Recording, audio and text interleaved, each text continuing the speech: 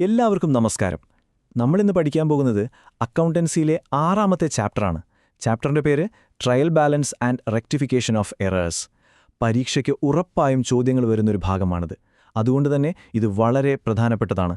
പക്ഷേ ആരും പേടിക്കേണ്ട, നമുക്ക് ഒരുമിച്ച് വളരെ സിമ്പിളായിട്ട് ഇത് പഠിച്ചെടുക്കാം. ഓക്കെ, ഈ ചാപ്റ്ററിൽ നമ്മളൊരു അക്കൗണ്ടന്റിനെ ഒരു ഡോക്ടറെ പോലെയാണ് കാണാൻ പോകുന്നത്. ഒരു ഡോക്ടർ രോഗിയെ പരിശോധിക്കുന്നത് പോലെ ഒരു കമ്പനിയുടെ കണക്കുകൾക്ക് എന്തെങ്കിലും കുഴപ്പമുണ്ടോ എന്ന് നമ്മൾ പരിശോധിക്കും. അപ്പോൾ ആദ്യം നമ്മൾ പഠിക്കുന്നത് ഒരു ഹെൽത്ത് ചെക്കപ്പ് നടത്തുന്നതിനെക്കുറിച്ചാണ്. അതാണ് ട്രയൽ ബാലൻസ്. അതെങ്ങനെ തയ്യാറാക്കാമെന്ന് നമ്മൾ നോക്കും. അത് കഴിഞ്ഞ് രോഗനിർണയം നടത്തുന്നതുപോലെ കണക്കുകളിലെ പലതരം തെറ്റുകൾ, എറേഴ്സ് എങ്ങനെ കണ്ടുപിടിക്കാമെന്ന് പഠിക്കും. അവസാനം ഈ തെറ്റുകളെയൊക്കെ എങ്ങനെ ശരിയാക്കാം, റെക്ടിഫൈ ചെയ്യാം എന്നും നമ്മൾക്ക് മനസ്സിലാക്കാം. അപ്പോൾ നമുക്ക് തുടങ്ങാം, അല്ലേ? ശരി, അപ്പോൾ എന്താണ് ഈ ട്രയൽ ബാലൻസ്? ഞാൻ പറഞ്ഞില്ലേ, ഇതൊരു ഹെൽത്ത് ചെക്കപ്പ് ആണെന്ന്. ഒരു ബിസിനസ്സിന്റെ കണക്കുകൾക്ക് എന്തെങ്കിലും പ്രശ്നമുണ്ടോ എന്ന് അറിയാൻ വേണ്ടി നമ്മൾ ചെയ്യുന്ന ആദ്യത്തെ ഏറ്റവും പ്രധാനപ്പെട്ട ഒരു പരിശോധനയാണ് ട്രയൽ ബാലൻസ്. കണക്കുകൂട്ടലിലൊന്നും തെറ്റില്ല, എല്ലാം കറക്റ്റാണോ എന്ന് ഉറപ്പിക്കാൻ വേണ്ടിയാണ് നമ്മളിത് ചെയ്യുന്നത്. അപ്പോൾ ഒന്നുകൂടി വ്യക്തമായി പറഞ്ഞാൽ എന്താണ് ഈ ട്രയൽ ബാലൻസ്? ഇതൊരു സ്റ്റേറ്റ്മെന്റാണ്, അതായത് ഒരു ലിസ്റ്റ്. നമ്മൾ ലെഡ്ജറിൽ തയ്യാറാക്കിയ എല്ലാ അക്കൗണ്ടുകളുടെയും അവസാനത്തെ ബാലൻസുകൾ അത് നമ്മൾ ഇതിൽ കാണിക്കും. എന്തിനാണിത് ചെയ്യുന്നത്? കണക്കുകൾ പോസ്റ്റ് ചെയ്തതിലെ അരിത്മെറ്റിക്കൽ ആക്യുറസി, അതായത് കൂട്ടലിലോ കുറയ്ക്കലിലോ ഒന്നും തെറ്റിപ്പറ്റിയിട്ടില്ല എന്ന് ഉറപ്പുവരുത്താൻ. വളരെ സിമ്പിളായിട്ട് പറഞ്ഞാൽ ഡെബിറ്റ് കോളത്തിലെ ടോട്ടൽ എമൗണ്ടും ക്രെഡിറ്റ് കോളത്തിലെ ടോട്ടൽ എമൗണ്ടും ഒരേപോലെ ആണോ എന്ന് നോക്കുക. അത്രയുള്ളൂ. അതാണ് ഇതിന്റെ പ്രധാന ലക്ഷ്യം. ഈ ചെക്കപ്പ് അല്ലെങ്കിൽ ഈ ട്രയൽ ബാലൻസ് തയ്യാറാക്കുന്നതിന് 3 പ്രധാന ലക്ഷ്യങ്ങൾ, ഒബ്ജക്റ്റീവ്സ് ഉണ്ട്. ഒന്നാമത്തേത് നമ്മൾ നേരത്തെ പറഞ്ഞതുപോലെ കണക്കുകൂട്ടലിലെ കൃത്യത ഉറപ്പുവരുത്തുക. 2, എവിടെയെങ്കിലും തെറ്റുകൾ പറ്റിയിട്ടുണ്ടെങ്കിൽ അത് കണ്ടുപിടിക്കാൻ ഇത് നമ്മളെ സഹായിക്കും. മൂന്നാമത്തേത് ഒരു കമ്പനിയുടെ ഫൈനൽ റിപ്പോർട്ട് കാർഡ് എന്ന് പറയാവുന്ന ഫിനാൻഷ്യൽ സ്റ്റേറ്റ്മെന്റ്സ്, അതായത് profit and loss account, balance ഷീറ്റൊക്കെ തയ്യാറാക്കാൻ ഈ ട്രയൽ ബാലൻസ് നമ്മളെ സഹായിക്കും. ശരി, അപ്പോൾ നമുക്കിനി ഈ ഫിനാൻഷ്യൽ ഹെൽത്ത് ചെക്കപ്പ്, അതായത് ട്രയൽ ബാലൻസ് എങ്ങനെയാണ് സ്റ്റെപ്പ് ബൈ സ്റ്റെപ്പായി തയ്യാറാക്കുന്നത് എന്ന് നോക്കാം. ഇത് വളരെ എളുപ്പമാണ്, ശ്രദ്ധിച്ചു കേട്ടാൽ മതി.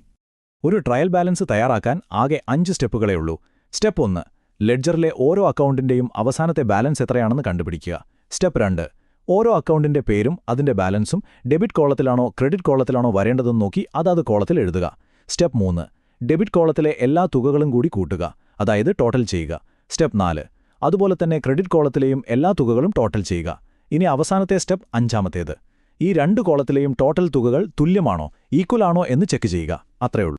അപ്പോൾ അടുത്തൊരു സംശയം വരാം, ഒരു അക്കൗണ്ടിന്റെ ബാലൻസ് ഡെബിറ്റ് കോളത്തിലാണോ ക്രെഡിറ്റ് കോളത്തിലാണോ എഴുതേണ്ടതെന്ന് നമ്മൾ എങ്ങനെ തീരുമാനിക്കും? അതിനൊരു ഗോൾഡൻ റൂൾ ഉണ്ട്. ഓർത്തുവെക്കാൻ എളുപ്പമാണ്. എല്ലാ അസറ്റ്സിനും, അതായത് ആസ്തികൾക്കും, എല്ലാ എക്സ്പെൻസിനും, അതായത് ചെലവുകൾക്കും എപ്പോഴും ഡെബിറ്റ് ബാലൻസ് ആയിരിക്കും. അതുപോലെ ഡ്രോയിങ്സിനും ഡെബിറ്റ് ബാലൻസ് ആണ്. ഇനി നേരെ തിരിച്ച്, എല്ലാ ലയബിലിറ്റീസിനും, അതായത് ബാധ്യതകൾക്കും, എല്ലാ ഇൻകംസ് അല്ലെങ്കിൽ റവന്യൂസിനും, അതായത് വരുമാനങ്ങൾക്കും എപ്പോഴും ക്രെഡിറ്റ് ബാലൻസ് ആയിരിക്കും. കൂടെ ക്യാപിറ്റലിനും ക്രെഡിറ്റ് ബാലൻസ് തന്നെ. ഈ ഒരു റൂള് മനസ്സിൽ വെച്ചാൽ മതി, ഏത് അക്കൗണ്ട് ഏത് കോളത്തിൽ വരുമെന്ന് നമുക്ക് ഈസിയായിട്ട് കണ്ടുപിടിക്കാം. ശരി, അപ്പോൾ ഏറ്റവും പ്രധാനപ്പെട്ട ഒരു ചോദ്യത്തിലേക്കാണ് നമ്മൾ വരുന്നത്. ഈ ചെക്കപ്പ് കഴിഞ്ഞു, ട്രയൽ ബാലൻസിന്റെ 2 സൈഡും ഈക്വലായി. അപ്പോൾ എല്ലാം ശരിയാണോ, അതോ ഈക്വൽ ആയില്ലെങ്കിൽ എന്താണ് പ്രശ്നം? നമുക്ക് ഈ കണക്കുകളിലെ രോഗനിർണയം, അതായത് എറർ ഡയഗ്നോസിസ് തുടങ്ങാം. ഞാൻ നിങ്ങളോടൊരു ചോദ്യം ചോദിക്കട്ടെ. ഒരു ട്രയൽ ബാലൻസിലെ ഡെബിറ്റ് കോളവും ക്രെഡിറ്റ് കോളവും ടാലിയായി, അതായത് 2 ടോട്ടലും ഈക്വലായി. അതിനർത്ഥം നമ്മുടെ ബുക്സ് ഓഫ് അക്കൗണ്ട്സ് 100% കറക്റ്റാണ് എന്നാണോ? എന്താ നിങ്ങൾക്ക് തോന്നുന്നത്? ഒന്ന് ആലോചിച്ച് നോക്കൂ. അതിൻ്റെ ഉത്തരം അല്ല എന്നാണ്. ട്രയൽ ബാലൻസ് ടാലി ആയാലും ചിലപ്പോൾ നമ്മുടെ കണക്കുകളിൽ തെറ്റുകളുണ്ടാകാം. കാരണം എന്താണെന്ന് വെച്ചാൽ, ചില തെറ്റുകൾ ഒളിഞ്ഞിരിക്കുന്ന തെറ്റുകളാണ്, ഹിഡൻ എറേഴ്സ്. അവ ട്രയൽ ബാലൻസിന്റെ 2 സൈഡിലെ ടോട്ടലിനെയും ബാധിക്കില്ല. അതുകൊണ്ട് ട്രയൽ ബാലൻസ് ടാലിയാവും, പക്ഷേ ഉള്ളിൽ തെറ്റുണ്ടാകും. ഒരു സാധാരണ ബ്ലഡ് ടെസ്റ്റിൽ ചില അസുഖങ്ങൾ കണ്ടുപിടിക്കാൻ പറ്റാത്തതുപോലെ തന്നെയാണിത്. ശരി, അപ്പോൾ നമുക്ക് നോക്കാം, ഈ സാധാരണ ട്രയൽ ബാലൻസ് ചെക്കപ്പിൽ കണ്ടുപിടിക്കാൻ പറ്റാത്ത ഒളിഞ്ഞിരിക്കുന്ന ആ 4 തരം തെറ്റുകൾ ഏതൊക്കെയാണെന്ന്. ഒന്നാമത്തേതാണ് എറർ ഓഫ് പ്രിൻസിപ്പിൾ. പേര് കേൾക്കുമ്പോൾ തന്നെ അറിയാം, പ്രിൻസിപ്പിളിൽ, അതായത് അക്കൗണ്ടിങ്ങിന്റെ അടിസ്ഥാന നിയമത്തിൽ തന്നെ വരുന്ന തെറ്റാണിത്. ഒരു ഉദാഹരണം പറയാം. നമ്മളൊരു പുതിയ മെഷീനറി വാങ്ങി, അത് ഒരു ക്യാപിറ്റൽ എക്സ്പെൻഡിച്ചറാണ്. അപ്പോൾ അത് മെഷീനറി അക്കൗണ്ടിലാണ് ഡെബിറ്റ് ചെയ്യേണ്ടത്. പക്ഷേ നമ്മൾക്ക് തെറ്റുപറ്റി, നമ്മളത് റിപ്പയർസ് അക്കൗണ്ട് എന്നൊരു റവന്യൂ എക്സ്പെൻസിൽ ഡെബിറ്റ് ചെയ്തു. കണ്ടോ, നിയമം തന്നെ തെറ്റി. ഇതിനെയാണ് എറർ ഓഫ് പ്രിൻസിപ്പിൾ എന്ന് പറയുന്നത്. ശരിക്കുള്ള അസുഖത്തിന് തെറ്റായ മരുന്ന് കൊടുത്തതുപോലെ. രണ്ടാമത്തെ തരം തെറ്റാണ് error of complete omission. Complete omission എന്ന് വെച്ചാൽ ഒരു ട്രാൻസാക്ഷൻ, ഒരു ഇടപാട് നമ്മൾ പൂർണ്ണമായിട്ടും ബുക്കിലെഴുതാൻ മറന്നുപോയി. ഡെബിറ്റും എഴുതിയില്ല, ക്രെഡിറ്റും എഴുതിയില്ല. ഉദാഹരണത്തിന്, നമ്മൾ മോഹന് 10,000 രൂപയുടെ സാധനങ്ങൾ കടമായി വിറ്റു.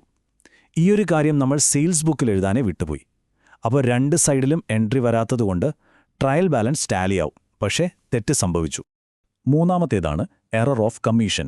ഇതിലെന്താ സംഭവിക്കുന്നതെന്ന് വെച്ചാൽ നമ്മൾ എമൗണ്ടൊക്കെ കറക്റ്റായിട്ട് എഴുതും, ഡെബിറ്റ് ക്രെഡിറ്റ് സൈഡും കറക്റ്റായിരിക്കും, പക്ഷേ തെറ്റായ ആളുടെ അക്കൗണ്ടിലായിരിക്കും എഴുതുന്നത്. ഉദാഹരണത്തിന്, നമുക്ക് കരീമിൻ്റെ കയ്യിൽ നിന്നും പണം കിട്ടി. നമ്മളത് കരീമിൻ്റെ അക്കൗണ്ടിൽ ക്രെഡിറ്റ് ചെയ്യുന്നതിന് പകരം നദീമിൻ്റെ അക്കൗണ്ടിൽ കൊണ്ടുപോയി ക്രെഡിറ്റ് ചെയ്തു. കണ്ടോ, ആള് മാറിപ്പോയി. ഇതിനെയാണ് എറർ ഓഫ് കമ്മീഷൻ എന്ന് പറയുന്നത്. ഇവിടെയും ട്രയൽ ബാലൻസ് ടാലിയാവും. ഇനി 4ാമത്തെ ഹിഡൻ എററാണ് കോമ്പൻസേറ്റിംഗ് എറേഴ്സ്. അതായത് ഒന്നിലധികം തെറ്റുകൾ സംഭവിക്കുന്നു, പക്ഷേ ഒരു തെറ്റിൻ്റെ എഫക്റ്റ് മറ്റൊരു തെറ്റ് ഇല്ലാതാക്കുന്നു. അവ പരസ്പരം കോമ്പൻസേറ്റ് ചെയ്തു പോകും. ഒരു ഉദാഹരണം നോക്കാം. പർച്ചേസസ് അക്കൗണ്ടിൻ്റെ ടോട്ടൽ എടുത്തപ്പോൾ നമ്മൾ 1000 രൂപ അബദ്ധത്തിൽ കൂട്ടിയെഴുതി. അതേസമയം വേറെ ഏതോ ഒരു അക്കൗണ്ടിൽ 1000 രൂപയുടെ ഒരു ക്രെഡിറ്റ് എററും സംഭവിച്ചു. അപ്പോൾ എന്തുപറ്റി? ഈ 2 തെറ്റുകളും പരസ്പരം ക്യാൻസലായിപ്പോയി. അതുകൊണ്ട് ട്രയൽ ബാലൻസ് ടാലിയാകും, പക്ഷെ ഉള്ളിൽ 2 തെറ്റുകൾ ഒളിഞ്ഞിരിപ്പുണ്ട്. ഓക്കെ, അപ്പോൾ ഇതുവരെ നമ്മൾ കണ്ടത് ട്രയൽ ബാലൻസിനെ ബാധിക്കാത്ത ഒളിഞ്ഞിരിക്കുന്ന തെറ്റുകളാണ്. ഇനി നമുക്ക് അടുത്ത വിഭാഗത്തിലേക്ക് പോകാം, അതായത് വ്യക്തമായ ലക്ഷണങ്ങൾ കാണിക്കുന്ന തെറ്റുകൾ. ഈ തെറ്റുകൾ സംഭവിച്ചാൽ ഉറപ്പായും ട്രയൽ ബാലൻസ് ടാലി ആകില്ല. ഇത്തരം തെറ്റുകളെ നമ്മൾ പൊതുവെ വൺ സൈഡഡ് എറേഴ്സ് എന്നാണ് പറയുക. അതായത് ഒരു ട്രാൻസാക്ഷന്റെ ഒരു സൈഡിൽ മാത്രം വരുന്ന തെറ്റുകൾ. കുറച്ച് ഉദാഹരണങ്ങൾ നോക്കാം. 1. ഏതെങ്കിലും ഒരു സബ്സിഡിയറി ബുക്കിന്റെ, ഫോർ എക്സാമ്പിൾ സെയിൽസ് ബുക്കിന്റെ ടോട്ടൽ എടുത്തപ്പോൾ തെറ്റിപ്പോവുക. അല്ലെങ്കിൽ ശരിയായ അക്കൗണ്ടിൽ തന്നെ പക്ഷേ തെറ്റായ എമൗണ്ട് പോസ്റ്റ് ചെയ്യുക. അതുമല്ലെങ്കിൽ ശരിയായ അക്കൗണ്ടിൽ ശരിയായ എമൗണ്ട് പക്ഷേ തെറ്റായ സൈഡിൽ പോസ്റ്റ് ചെയ്യുക. അതായത് ഡെബിറ്റ് ചെയ്യേണ്ടതിന് പകരം ക്രെഡിറ്റ് ചെയ്യുക. ഇങ്ങനെയുള്ള തെറ്റുകൾ വന്നാൽ ഉറപ്പായും ട്രയൽ ബാലൻസിന്റെ 2 സൈഡും ഈക്വൽ ആകില്ല. അപ്പോൾ ട്രയൽ ബാലൻസ് ടാലി ആയില്ല. എന്തു ചെയ്യും? നമുക്ക് ഫൈനൽ അക്കൗണ്ട്സ് ഒക്കെ തയ്യാറാക്കണം. ജോലി നിർത്തിവെക്കാൻ പറ്റില്ലല്ലോ. ഈയൊരു സാഹചര്യത്തിൽ താൽക്കാലികമായി ഈ പ്രശ്നം പരിഹരിക്കാൻ നമ്മൾ ഉപയോഗിക്കുന്ന ഒരു ടെക്നിക്കാണ് സസ്പെൻസ് അക്കൗണ്ട്. ശരിക്കും പറഞ്ഞാൽ അക്കൗണ്ടിങ്ങിലെ ഒരു എമർജൻസി റൂം പോലെയാണിത്. അപ്പോൾ എന്താണ് ഈ സസ്പെൻസ് അക്കൗണ്ട്? സിമ്പിളായി പറഞ്ഞാൽ ട്രയൽ ബാലൻസിന്റെ ഡെബിറ്റും ക്രെഡിറ്റും തമ്മിലുള്ള വ്യത്യാസം എത്രയാണോ ആ ഡിഫറൻസ് എമൗണ്ട് എഴുതിവെക്കാൻ വേണ്ടി നമ്മൾ താൽക്കാലികമായി തുറക്കുന്ന ഒരു അക്കൗണ്ടാണിത്. ഇങ്ങനെ ചെയ്യുമ്പോൾ ട്രയൽ ബാലൻസ് ടാലിയാവും, നമ്മുടെ ജോലികൾ മുന്നോട്ട് കൊണ്ടുപോകാം. പിന്നീട് നമ്മൾ തെറ്റുകൾ ഒന്നൊന്നായി കണ്ടുപിടിച്ച് തിരുത്തുമ്പോൾ ഈ സസ്പെൻസ് അക്കൗണ്ട് ഓട്ടോമാറ്റിക്കായി ക്ലോസ് ആയിക്കോളും. അപ്പോൾ ഈ സസ്പെൻസ് അക്കൗണ്ട് ഉപയോഗിച്ച് നമ്മൾ എങ്ങനെയാണ് തെറ്റുകൾ തിരുത്തുന്നത് എന്ന് നോക്കാം. സ്റ്റെപ്പ് ബൈ സ്റ്റെപ്പായി പറയാം. ആദ്യം ട്രയൽ ബാലൻസിലെ ഡിഫറൻസ് എത്രയാണെന്ന് കണ്ടുപിടിക്കുക. രണ്ടാമതായി ഏത് സൈഡിലാണോ തുക കുറവ് ആ സൈഡിൽ സസ്പെൻസ് അക്കൗണ്ട് എന്നെഴുതി ഈ ഡിഫറൻസ് എമൗണ്ട് രേഖപ്പെടുത്തുക. അപ്പോൾ എന്ത് സംഭവിക്കും? ട്രയൽ ബാലൻസ് ടാലിയാവും. ഇനി നമ്മൾ ആ വൺ സൈഡഡ് എറർ എവിടെയാണെന്ന് കണ്ടുപിടിക്കണം. അത് കണ്ടുപിടിച്ച ശേഷം അത് തിരുത്താൻ വേണ്ടി ഒരു ജേണൽ എൻട്രി പാസ്സാക്കണം.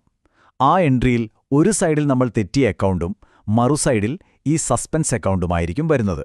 ഇങ്ങനെ എല്ലാ തെറ്റുകളും കണ്ടുപിടിച്ച് തിരുത്തി കഴിയുമ്പോൾ അവസാനം സസ്പെൻസ് അക്കൗണ്ടിലെ ബാലൻസ് 0 ആകും. ശരി, നമ്മൾ ഏകദേശം എല്ലാ കാര്യങ്ങളും പഠിച്ചു കഴിഞ്ഞു. ഇനി പരീക്ഷയ്ക്ക് വേണ്ടി ഏറ്റവും പ്രധാനപ്പെട്ട പോയിന്റ്സ് നമുക്ക് പെട്ടെന്നൊന്ന് റിവൈസ് ചെയ്യാം. ഇത് വളരെ പ്രധാനപ്പെട്ട ഭാഗമാണ്, എല്ലാവരും ശ്രദ്ധിച്ചു കേൾക്കണം. ഇപ്പോൾ സ്ക്രീനിൽ കാണുന്ന ഈ ടേബിൾ നോക്കൂ. ഇത് തെറ്റുകളെക്കുറിച്ചുള്ളൊരു സമ്മറിയാണ്. നമുക്കൊന്ന് ഓർത്തു നോക്കാം. എറർ ഓഫ് പ്രിൻസിപ്പിൾ ട്രയൽ ബാലൻസിനെ ബാധിക്കുമോ? ഇല്ല. കംപ്ലീറ്റ് ഒമിഷൻ ഒരു ട്രാൻസാക്ഷൻ മുഴുവനായി വിട്ടുപോയാലോ? അതും ബാധിക്കില്ല. എന്നാൽ പാർഷ്യൽ ഒമിഷൻ, അതായത് ഒരു എൻട്രിയുടെ ഒരു സൈഡ് മാത്രം വിട്ടുപോയാലോ? അതെ, അത് ട്രയൽ ബാലൻസിനെ ബാധിക്കും. അതുപോലെ കാസ്റ്റിംഗിലോ പോസ്റ്റിംഗിലോ വരുന്ന തെറ്റുകളും ട്രയൽ ബാലൻസിനെ ബാധിക്കും. ഈ ടേബിൾ നിങ്ങൾ ഉറപ്പായും ഒരു സ്ക്രീൻഷോട്ട് എടുക്കുകയോ അല്ലെങ്കിൽ ബുക്കിലേക്ക് എഴുതി വയ്ക്കുകയോ ചെയ്യണം. പരീക്ഷയ്ക്ക് ഇത് വളരെ ഉപകാരപ്പെടും. കണ്ടില്ലേ, അത്ര പ്രയാസമുള്ള ചാപ്റ്ററൊന്നുമല്ല ഇത്. നിങ്ങൾക്ക് വെറും ഒരാഴ്ച കൊണ്ട് ഈ ചാപ്റ്റർ നന്നായി പഠിച്ചു തീർക്കാൻ പറ്റും. അതിനുവേണ്ടി ഒരു സിമ്പിൾ സ്റ്റഡി പ്ലാൻ ഞാൻ പറഞ്ഞുതരാം. ആദ്യത്തെ 1-2 ദിവസം നിങ്ങൾ ഈ വീഡിയോ ഒന്നുകൂടി കാണുക. ഇതിലെ കോൺസെപ്റ്റുകൾ, അതായത് ട്രയൽ ബാലൻസ് എന്താണ്, ഏതൊക്കെ തരം എറേഴ്സ് ഉണ്ട് എന്നൊക്കെ നന്നായി മനസ്സിലാക്കുക. അടുത്തത് 3-4 ദിവസം നിങ്ങളുടെ ടെക്സ്റ്റ് ബുക്കിലുള്ള ചെയ്തു നോക്കിയ കണക്കുകൾ സോൾവ്ഡ് ഇല്ലസ്ട്രേഷൻസ് ഒന്ന് പ്രാക്ടീസ് ചെയ്യുക. 5-ാമത്തെയും 6-ാമത്തെയും ദിവസം സസ്പെൻസ് അക്കൗണ്ട് വരുന്ന പ്രോബ്ലംസ് തന്നെ ചെയ്തു പഠിക്കണം. അവസാന ദിവസം, അതായത് 7-ാം ദിവസം, നമ്മൾ നേരത്തെ കണ്ട എറർ ഡയഗ്നോസിസ് ചാർട്ടും പ്രധാനപ്പെട്ട ഡെഫിനിഷൻസും ഒന്നുകൂടി റിവൈസ് ചെയ്യുക. ഇത്രയും ചെയ്താൽ മതി. നിങ്ങൾ ഈ ചാപ്റ്ററിൽ ഫുൾ മാർക്ക് വാങ്ങാൻ റെഡിയാണ്. എല്ലാവരും ആത്മവിശ്വാസത്തോടെ പരീക്ഷ എഴുതുക. All the best.